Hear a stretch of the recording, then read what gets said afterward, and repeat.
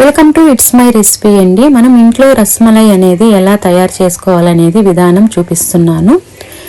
నేను మొత్తం 2 లీటర్ల పాలు అనేది తీసుకున్నానండి. ఇవి మాత్రం 1.5 లీటర్, హాఫ్ లీటర్ అనేది మనం పక్కన తీసి పెట్టుకోవాలి, మనకి మళ్ళీ అవసరం వస్తాయి. చూడండి, ఈ విధంగా మనం బాగా పొంగు వచ్చేదాకా మనం పాలు అనేది కాసుకోవాలి. చూడండి, పాలు అనేది బాగా పొంగు వచ్చేసింది కదా. ఇప్పుడు మనం వెనిగర్ అనేది వేసుకోవాలి. వెనిగర్ అయినా వేసుకోవచ్చు, లెమన్ అయినా వేసుకోవచ్చు అండి, అది మన ఇష్టము. నేనైతే వెనిగర్ అయినా వేస్తున్నాను. చూడండి, మనం వెనిగర్ వేసినాక మళ్ళీ మనం పాలు అనేది కలపకూడదు, అట్లాగే వదిలేయాలి. 1 నిమిషం పాటు మనం పక్కన వదిలేస్తే వాటర్ అన్ని చూడండి ఎట్లా వచ్చేసినాయను. ఈ విధంగా వాటర్ అన్ని పైకి వచ్చేస్తాయి. ఇప్పుడు మనం దీన్ని వడగట్టుకోవాలి. చూడండి, ఈ విధంగా వడగట్టుకొని మనం దీన్ని 2-3 సార్లు అనేది బాగా కడుక్కోవాలండి. ఎందుకంటే మనం వెనిగర్ వేసినా లేదా లెమన్ వేసినా, ఎందుకంటే మనకి